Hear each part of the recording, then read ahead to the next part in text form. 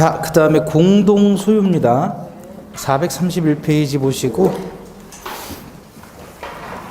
이제 공동소유는 이와 같은 문제가 많이 나오니까요. 갑을병은 X토지를 2분의 1, 4분의 1씩의 지분으로 공유하고 있다. 과반수가 있어요, 없어요? 없지요. 반수예요, 다. 갑은 반수. 그죠? 을, 병은 소수지분. 과반수는 없습니다. 1번, 을이 X토지에 대한 자신의 지분을 포기하면 을의 지분은 갑, 병에게 균등한 비율로 귀속된다. 균등이 아니라 지분 비율로 분할 귀속되는 성질. 431페이지요. 그걸 뭐라고 하죠? 공동소유. 이렇게 지분 비율로 분할 귀속되는 성질을 뭐라 그래요? 지분의 탄력성이라고 하잖아요. 울렁울렁 울렁대는 호박엿. 그죠? 예. 2번, 당사자 간의 특약이 없는 경우 갑은 단독으로 X토지를 제3자에게 임대할 수 있다. 자, 토지를 제3자에게 임대하는 행위는 무슨 행위? 공유물의 관리 행위죠. 관리 행위 하려면 뭐가 필요해요? 뭐에? 지분의 과반수가 필요하죠. 근데 과반수가 없으니까 안 되죠. 3번, 갑, 을은 X토지에 대한 관리 방법으로 토지의 권무를 신축한다. 자, 토지의 권무를 신축하는 행위는 처분행위에 해당하죠. 따라서 전원의 동의가 필요하죠. 4번, 갑을병이 X토지 관리에 관한 특약을 했을 때 그 특약은 특별한 사정이 없는 한 그들의 특별 승계인에게도 효력이 미칩니다. 4번이 정답. 5번, 병이 갑과 을의 협의 없이 토지를 배타적 독점적으로 점유하고 있을 때 을 소수지분권자는 공유물에 대한 보존행위로서 토지 반환을 청구하지는 못하고 방해 제거만 청구할 수 있다 그랬죠. 소나무 제거만 청구하지 달라고는 못합니다. 자, 14번입니다. 공부를 어떻게 해야 돼요? 잘하는 게 아니고 꾸준히 차근차근 하시면 돼요. 복습하고. 아시겠죠? 네. 14번, 갑을병은 각 3분의 1 지분으로 나대지인 토지를 공유하고 있네요. 틀린 거 1번. 갑은 단독으로 자신의 지분에 관한 제3자의 취득 시효를 중단시킬 수 있습니다. 시효 취득을 중단시키게 되면 이건 보존 행위에 해당하는 것이니까 각자 단독으로 할 수 있어요. 2번, 갑과 을이 토지의 권무를 신축하기로 하는 것은 공유물의 관리 방법으로는 부적합하죠. 왜냐하면 나대지의 건물 신축은 일종의 처분행위에 해당하죠. 3번, 갑이 지분을 포기하는 경우 등기를 해야 포기에 따른 물권 변동 효력이 발생한다. 자, 지분 포기는 단독행위죠. 단독행위죠. 법률 행위예요. 그럼 법률 행위로 인한 물권의 득 실변경은 186조 뭐 해야 된다? 그쵸. 등기해야 포기가 되는 거예요. 따라서 포기의 의사표시만으로는 포기가 안 되는 거예요. 뭐 해야 돼요? 등기까지 해야 되는 거예요. 다른 공유자에게 지분의 이전 등기를 해야 합니다.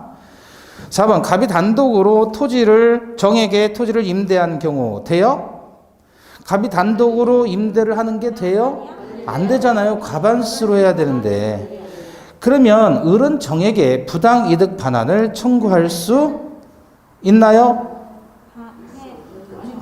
네. 자, 갑이 단독으로 정에게 임대를 했으면 정은 적법한 임차인이에요? 적법하지 않은 임차인이에요? 적법하지 않지요. 그러니까 을이 정에게 직접 부당 이득 반환 청구할 수 있지요. 돈 받는 거니까 지분 비율로 전부에 대해서. 지분 비율로만.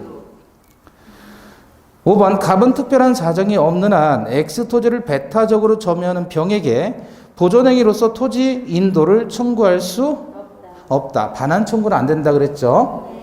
15번, 1번, 공유자 전원이 임대인으로 되어 공유물을 임대한 경우 그 임대차 계약을 해지하는 것은 특별한 사정이 없는 한 공유물의 무슨 행위?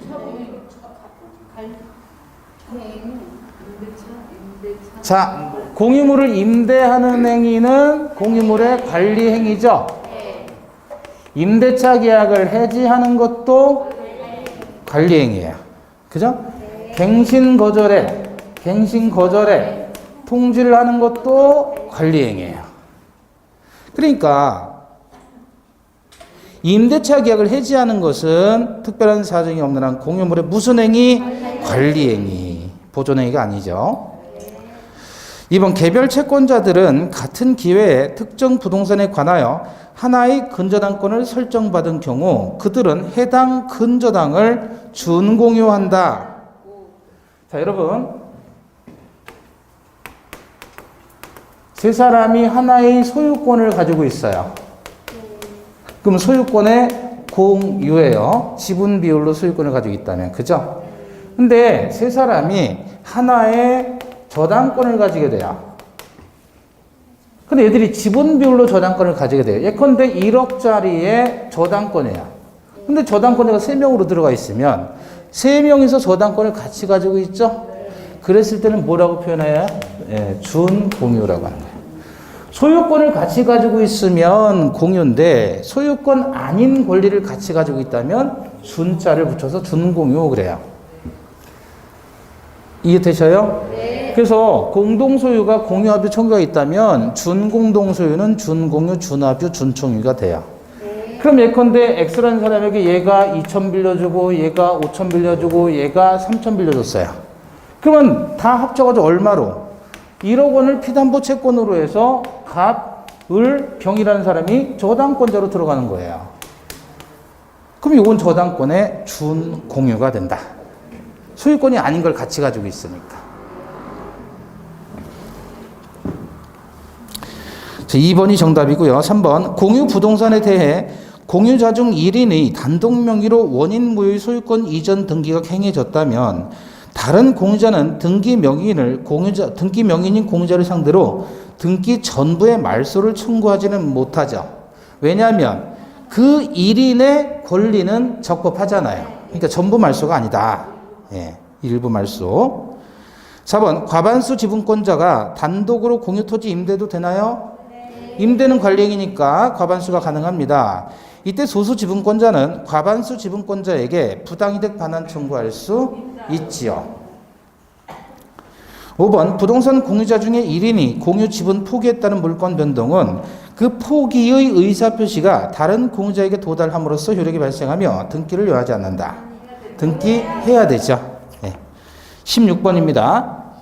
1번 공유물 분할 금지 약정은 갱신할 수 있죠. 불분할 특약은 몇 년? 5년 범위 내에서. 2번 합유자는 다른 합유자의 동의 없이 합유 지분을 처분할 수 있다. 자, 합유자는 여기 봐봐요. A, B, C 세 사람이 동업하기로 해서 5천씩 돈을 내요. 그래서 1억 5천을 만들어요. 자, 그런데 지분은 3분의 1씩으로 해요. 이렇게. 이렇게 해서 동업할 수 있잖아요. 그죠? 그러면 얘네 이제 3명이 조합원의 지위를 갖게 되는 거고, 이걸 우리는 조합계약이라고 하죠. 그랬을 때 이 사람들이 조합원인데, 얘가 자기가 동업에서 빠지고 싶다는 거예요. 그래서 C하고 D하고 지분을 양도한단 말이에요. 그러면 이게 이 사람들의 동의 없이 지 마음대로 양도를 해가지고 얘가 동업자로 들어오면 A와 B는 좋아하겠어요? 받아들이지 않겠어요? 안 좋아하겠죠. 전혀 모르는 사람인데. 그죠? 따라서 합유 지분을 이전한다는 것은요, 합유자가 바뀌는 거예요. 동업자가 바뀌는 거예요. 따라서 지분의 이전은 자유로이 할 수가 없는 겁니다. 전원 동의가 있어야 돼요. 동의하시죠? 그래서 다른 합의자의 동의 없이 지분을 처분할 수 없다. 3번 비법인 사단의 사원은 단독으로 총유물의 보존행위를 할 수 있다. 보존행위는 각자 단독으로 하는 거 아닌가요? 아니에요. 비법인 사단, 예를 들어 종 중에 종원은 자기 마음대로 보존행위를 하는 게 아니고요. 정관의 규정에 따라서 하는 거예요. 사원총의 결의에 의한다 그래요. 그거를. 여러분 교회라면 권리 능력 없는 사단이죠? 네. 그럼 교회에서 권리 능력 없는 사단인데 이 교인들이 운영하는 규약이 뭐냐면 교회 헌장이라 그래요. 뭐 헌정이라고도 하고 일종의 이게 교회 규약이에요. 규약. 규약에 따라서 보존행위든 관리행위든 하는 거예요. 그럼 규약은 누가 만들어요? 교인들 전원이. 사원총회 결의라고 하는 거예요, 그걸. 권리 능력 없는 사단의 구성원을 사원이라고 해요. 그래서 사원총회의 결의에 의한다라고 표현을 합니다. 보존행위든 관리행위든. 네. 자, 4번. 합유자의 1인이 사망하면 특별한 사정이 없는 한 그의 상속인이 지분을 포괄승계합니까? 아니요. 여기 봐봐요. 동업하는 3명 중에 한 사람이 사망을 했단 말이에요. 네. 그러면 이 C-라는 상속인이 와서 엄마 돌아가셨으니까 제가 같이 할게요. 지분 상속받아서 동업자가 된다? 이게 말이 안 되는 거예요. 그래서 사망하면 이 사람의 지분은 계산해주고 끝내는 거예요. 승계하지 않습니다. 5번. 공유자의 1인이 그 지분의 저당권을 설정한 후 공유물이 분할됐을 때 다른 약정이 없으면 저당권 설정자 앞으로 분할된 부분에 집중된다가 아니라 분할된 부분에 각각의 비율로 존속합니다. 자, 무슨 말이냐면 여기 봐봐요. 지금 이게 갑하고 을하고 공유하는 토지인데 공유 토지인데 100평이다 라고 가정을 해보자. 100평. 그럼 만약에 얘네들 지분이 2분의 1이라면 이게 도로가 있고요. 도로가 있고 이게 땅인데 공유하는 토지예요. 분할이 되는데 어떻게 분할될지 예상이 돼요, 안 돼요? 예상할 수 없죠. 왜냐하면 분할은 협의 분할이 원칙이죠. 당사자들이 협의로 분할을 하는데 얘 지분이 2분의 1이라는 걸 생각해가지고 은행에서는 얘한테 돈을 이 전체 가치를 한 10억으로 평가를 했단 말이에요. 그럼 뭐 아마 분할되면 한 5억 정도는 되지 않을까. 그래서 은행에서 4억을 빌려줬단 말이에요. 그리고 지분에 대해서 저당을 잡았어요. 근데 공유물을 분할했는데 얘하고 협의 분할하는데 을이 요만큼만 갖고 나머지는 다 갑이 갖기로 협의를 해버린 거예요. 그러면 은행 입장에서는 분할된 부분으로 집중된다 그러면 이 저당권은 요것만을 팔아가지고 자기 채권을 회수해야 되는데 요거 가치를 따져보니까 얼마 안 되더란 말이에요. 1,000만 원도 안 돼요. 이거 은행 물 먹이는 거죠. 그래서 저당권 설정할 당시에 지분에 대해서 저당을 잡았다면 그게 어떤 식으로 분할되든지 간에 각각의 지분의 비율로 미치는 거예요. 분할된 물건으로 집중되는 게 아니라 저당권이 여기에 집중되는 게 아니고 어떻게 분할이 되든지 간에 각각의 지분 비율로 저당권은 존재하는 겁니다. 그렇게 해야 담보물권자, 채권자의 채권의 안정적인 확보가 가능한 거죠. 그래서 분할된 부분으로 집중된다 그러면 틀린 거고요.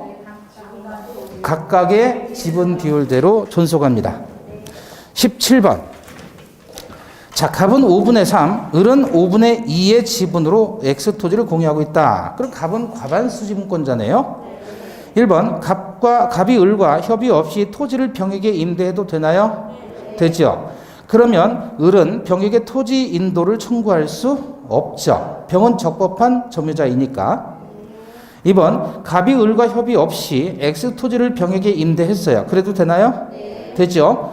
병은 을의 지분에 상응하는 차임 상당액을 을에게 부당 이득으로 반환할 의무가 없다. 병은 의무가 없죠. 그러면 을은 누구한테 부당 이득 반환받아야 돼요? 갑에게 받아야죠. 갑에게. 3번. 을이 갑과 협의 없이 토지를 병에게 임대할 수 있나요? 을은 안 되죠. 이렇게 되면 갑은 병에게 X토지의 반환을 청구할 수 있습니다. 불법 점유자니까. 4번. 을은 갑과 협의 없이 X토지 면적의 5분의 2에 해당하는 특정 부분을 배타적으로 사용 수익할 수 있다. 그래요? 안 돼요. 지분은 전체에 미친다 그랬잖아요. 5분의 2 지분이 있다고 해서 아무데나 5분의 2는 내가 사용하겠다라고 할 수 없는 겁니다. 5번. 갑이 X토지 전부를 을의 동의 없이 매도해서 매수인 명의로 소유권 이전 등기를 마친 경우 토지 전부를 그렇더라도 갑의 지분 비율 범위 내에서는 등기가 유효하죠. 따라서 을은 전부 말소를 청구할 수 없고 일부 말소를 청구할 수 있죠. 자, 18번입니다. 공에 관한 설명에서 1번. 공유자는 다른 공유자의 동의 없이 공유물을 처분하지 못한다. 공유 지분의 처분은 자유지만 공유물의 처분은 전원의 동의. 맞고 2번 공유자는 특약이 없는 한 지분 비율로 공유물의 관리 비용을 부담한다. 비용, 관리 비용에 부담해요. 그러면 지분 비율로 해야 되겠죠. 3번 공유 지분권의 본질적 부분을 침해한 공유물 관리에 관한 특약은 일반적으로 예상할 수 있는 거 없는 거? 일반적인 예상할 수 없는 거죠. 본질적인 부분을 침해하는 특약이니까. 따라서 이때는 특정 승계인에게 당연히 승계된다고 볼 수 없다는 겁니다. 틀렸고요. 4번 과반수 지분권자로부터 공유물의 특정 부분에 대해서 배타적인 사용 수익을 허락받은 제3자의 점유는 다른 소수 지분권자 사이에서도 적법하다. 맞아요? 그렇죠. 과반수니까 마음대로 사용해도 되는 겁니다. 5번 공유물의 소수 지분권자가 다른 공유자와 협의 없이 공유물의 일부를 배타적으로 점유하고 있다면 다른 소수 지분권자는 공유물의 인도를 청구하지는 못하고 대신 방해 제거만을 청구할 수 있다 그랬죠. 소나무 제거. 자, 19번입니다. 합의에 관한 설명으로 틀린 것 1번. 합유 재산에 관하여 합유자 중에 1인이 임의로 자기 단독명의 소유권 보존 등기를 했다면 자신의 지분 비율 범위 내에서 유효한 등기처럼 부여치지만 그렇지 않습니다. 이건 전부 말소예요. 공유하고는 다릅니다. 2번 합유물에 대한 보존 행위는 특약이 없는 한 합유자 각자가 할 수 있죠. 보존 행위는. 3번 합유자 중에 일부가 사망하면 특약이 없는 한 합유물은 잔존 합유자가 2인 이상이면 잔존 합유자의 합의로 귀속되는 게 아니라 그 사람의 귀속 되죠. 네. 합의로. 잔존 합유자의 합의로. 4번 부동산에 관한 합유 지분의 포기는 등기해야 되고 조합체가 해산되면 합유는 종료하죠. 동업이 깨진 거니까. 20번입니다. X 토지를 갑이 3분의 2, 을이 3분의 1 지분으로 등기해서 공유하면서 관리 방법에 관해서 별도로 합의하지 않았다. 자, 그러면 갑이 과반수죠. 그럼 자기 마음대로 임대하든지 자기가 임의로 사용하든지 다 정할 수 있는 겁니다. 1번 병이 갑으로부터 X 토지의 특정 부분의 사용 수익을 허락받아 점유한다면 적법한 점유예요, 불법 점유예요? 적법 점유. 따라서 을은 병을 상대로 토지 부분의 반환을 청구할 수 없죠. 2번 갑이 부정한 방법으로 X토지 전부에 대한 소유권 이전 등기를 갑의 단독 명의로 행한 경우 부정한 방법으로 그러면 갑의 지분 비율 범위 내에서는 어쨌든 유효하죠. 을은 갑을 상대로 자신의 지분에 관해서 등기의 말소를 청구할 수 있죠. 3번 전부 말소는 아니고요. 지분에 관해서만 말소. 3번 X토지에 관해서 정명의로 원인무효의 소유권 이전 등기가 격려되어 있는 경우 전혀 생뚱맞은 정이라는 사람 이름이에요. 그럼 을은 정을 상대로 등기 전부 말소를 청구할 수 있죠. 보존행위예요. 네. 원인무효 등기니까. 4번 무가 X토지 위에 무단으로 건물을 신축했어요. 무가. 그럼 을은 특별한 사정이 없는 한 자신의 지분에 대응하는 비율 한도 내에서만 무를 상대로 손해배상을 청구할 수 있다. 돈 받는 건 지분 비율이에요. 5번 X토지가 나대지일 때 갑은 을의 동의 없이 건물을 신축할 수 없죠. 이건 무슨 행위니까? 처분 행위에 해당하니까. 자, 넘겨보시고 이제 21번입니다. 소유권에 관한 설명에서 1번 기술적 착오로 지적도상의 경계선이 진실한 경계선과 다르게 작성됐을 때 그 토지의 경계는 실제의 경계에 따른다. 그렇죠? 2번 토지가 포락되어 원상 복구가 불가능한 경우 그 토지에 대한 종전의 소유권은 소멸한다. 그래서 물건의 멸실로 물건이 소멸합니다. 3번 타인의 토지를 통과하지 않으면 필요한 수도를 설치할 수 없는 토지 소유자는 그 타인의 승낙 없이도 수도를 시설할 수 있다. 이건 수도시설권이라는 상린관계입니다. 맞습니다. 4번 포위된 토지가 공로에 접하게 되어 주의 토지 통행권을 인정할 필요성이 없어진 경우라면 그 통행권은 어떻게 돼요? 소멸하죠. 소멸한다.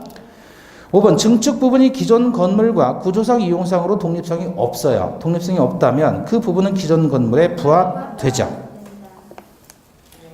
독립성이 있다면 구분 소유가 되는 것이고. 자, 지상권입니다. 1번 지상권에 관한 설명으로 틀린 것 기억. 담보 목적 지상권이 설정된 경우 피담보 채권이 변제 등으로 소멸하면 지상권도 소멸하죠. 그래서 부종성이 적용된다 그랬죠. 이게 담보 지상권. 니은 지상권자의 지료지급 연체가 토지 소유권의 양도 전후에 걸쳐 이루어졌을 때 토지 양수인은 자신에 대한 연체 기간이 2년 미만이더라도 소멸 청구할 수 있다. 틀렸죠. 네, 소멸 청구할 수 없습니다. 양수인에 대해서만 2년 이상. 디귿 분묘 기지권을 시효 취득한 자는 토지 소유자가 지료를 청구한 날로부터 지료 지급 의무가 있지요. 네. 자, 2번입니다. 지상권에 관한 설명으로 옳은 것 기억. 지료는 지상권의 성립 요소 아니죠. 틀렸고. 니은 기간 만료로 지상권이 소멸하면 지상권자는 갱신 청구할 수 있죠. 디귿 지료 체납 중 토지 소유권이 양도되면 양도 전후를 통해서 2년에 이르면 소멸 청구할 수 있다. 아니죠. 양수인에 대해서만 2년 이상.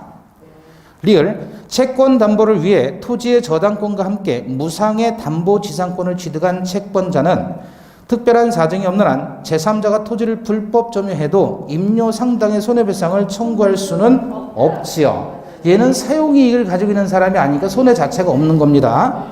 따라서 맞는 것은 니은과 리을. 3번입니다. 갑은 은행에 대한 채무 이행을 담보하고자 자기 소유 X토지에 을명의 저당권과 함께 X의 담보가치 유지만을 위한 을명의 지상권을 설정받았다. 그러니까 담보가치 유지만을 위한 을명의 지상권이라 하면 담보지상권을 얘기하는 겁니다. 이후 갑과 병은 X의 토지에 건물 Y를 축조하였다. 옳은 것은 1번 을의 갑에 대한 위 채권이 시효로 소멸한다면 을명의 지상권은 소멸하죠. 부종성 때문에. 2번 을이 지상권 침해를 이유로 병에 대해서 Y 철거를 구한 경우, 건물 철거를 청구한 경우 특별한 사정이 없는 한 병은 갑에 대한 채권을 이유로 을에게 대항할 수 없죠. 왜냐하면 을이 지상권으로 확보했기 때문에, 사용권을 확보했기 때문에 불법으로 건물 지었다면 철거가 가능한 겁니다. 3번 을은 병에게 X 토지의 사용 수익을 이유로 부당이득 반환을 청구할 수 있다. 을이 병에게 너 사용했으니까 사용료 내라라고 요구할 수는 없죠. 이 지상권은 사용 수익을 위한 지상권이 아니라 담보 지상권이기 때문에 건물 못 짓게만 하는 역할을 하는 것이지 토지를 누가 사용했다고 해서 토지에 대한 부당이득 반환 청구는 할 수가 없는 겁니다. 4번 Y 건물의 축조로 토지의 교환 가치가 피담보 채권액 미만으로 하락한다면 을은 갑에게 저당권 침해를 이유로 손해배상을 청구할 수는 있겠죠. 5번 을의 지상권은 담보 물권이므로 그 피담보 채무의 범위의 확인을 구하는 것은 청구는 적법하다. 을의 지상권은 담보 지상권이지 실제로 피담보 채무의 범위 확인을 구하는 건 저당권으로서만 가능한 거지 지상권으로서는 피담보 채권 자체가 없는 겁니다. 따라서 확인 청구할 수 없습니다. 자, 4번입니다. 을 소유 토지에 설정된 갑의 지상권에 관한 설명입니다. 1번 갑은 그가 을의 토지에 신축한 X 건물의 소유권을 보고 보유해서 지상권을 양도할 수도 있다. 소유권 유보한다 어려운 말이니까 보유한다라고 바꿔주죠. 그러니까 을이 지상권 설정자고 갑이 지상권자인데 자기가 을 토지에 신축한 건물의 소유권을 가지면서 지상권만을 팔아먹을 수도 있는 겁니다. 따라서 지상물의 소유자와 지상권자가 반드시 일치해야 되는 것은 아니다 그거예요. 2번 갑의 권리가 법정 지상권일 때 지료에 관한 협의나 법원의 지료 결정이 없으면 을은 지료 연체를 주장하지 못한다. 맞죠? 그래서 법정 지상권이 발생하면요 바로 어떻게 되는 거냐면 봐봐요. 갑소유 토지와 갑소유 건물이 있었단 말이에요. 그죠? 근데 토지가 경매로 넘어왔어요. 자, 법정지상권 발생했죠? 그럼 얘가 토지를 낙찰 받은 거잖아요. 낙찰 받은 뒤 법정지상권이 발생하니까 그러면 요 토지에 대해서는 지금 지상권이 있는 거란 말이죠. 그죠? 그럼 얘가 예를 들어서 요 토지가 2억이고 건물도 2억이라고 가정해봐요. 근데 토지가 지금 경매로 넘어왔어요. 그럼 얘가 얼마에 받냐면 1억에 낙찰을 받는 거예요. 그래도 얘는 얘한테 뭐를 청구할 수밖에 없는 거예요. 지료를 청구할 수밖에 없지. 이건 별 쓸모가 없는 땅이 되는 거예요. 그죠? 그죠? 자, 그런데 얘가 얘한테 지료를 청구하려면 바로 낙찰 받자마자 지료 확정 청구 소송을 해야 돼요. 지료부터 확정시켜야 돼요. 지료. 그거부터 해놓는 거예요. 그래서 지료가 예를 들어서 감정가 2억에 한 5%다. 라고 하면 연 5%다 하면 얼마예요? 1년에? 1,000만 원 아니에요? 지료가 연 5%로 확정되면 1,000만 원 맞아요? 1년에. 아, 2억에 10%는 2,000만 원이고 5%면 1,000만 원이잖아요. 그럼 1년에 1,000만 원 받는 거예요, 얘는. 그래서 확정을 시켜놔요. 그러고 있다가 2년 동안 기다리는 거예요. 그럼 얘는 2년 동안 지료를 납부할까요? 못 할까요? 납부 안 해요. 왜 못해요? 왜 못해요? 돈이 없잖아요, 돈이. 아, 왜 돈이 없어요? 왜? 지금 자기 토지가 2억짜리인데 경매로 넘어왔잖아요. 그래서 1억에 낙찰받는 꼴을 당했잖아요. 왜? 누군가가 얘한테 돈 받을 게 있는데 이름이 안 갚으니까 지금 잡아서 경매 친 거 아니에요.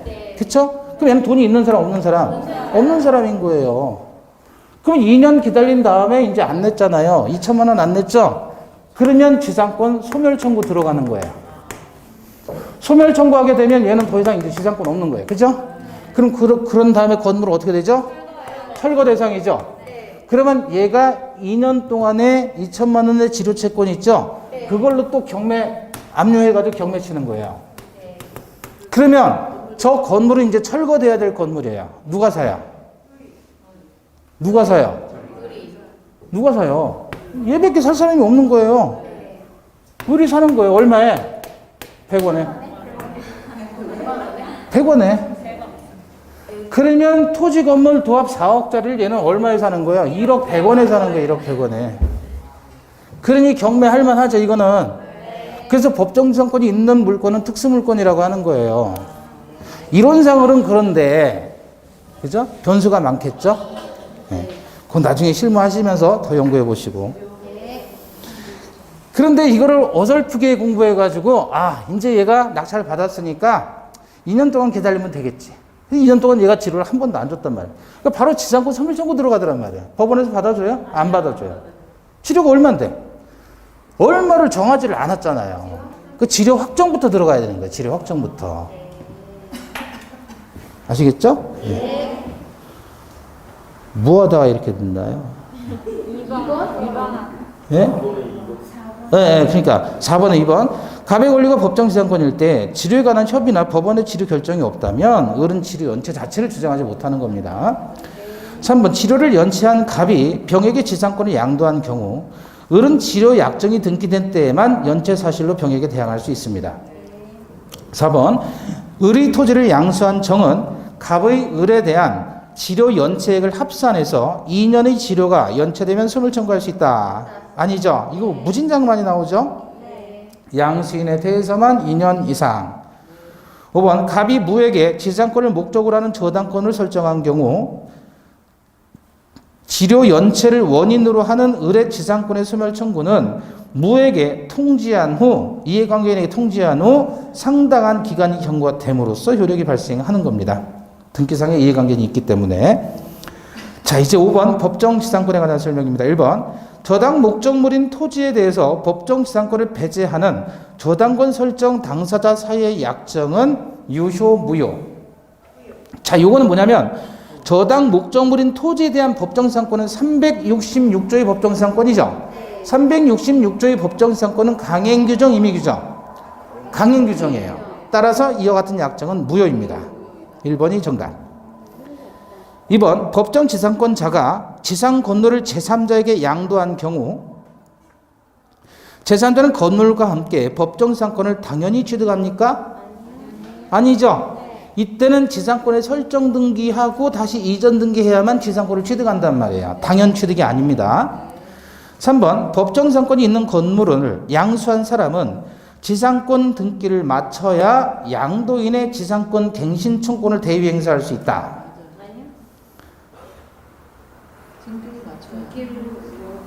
법정 지상권이 있는 건물을 양수한 사람은 지상권자이에요, 아니에요?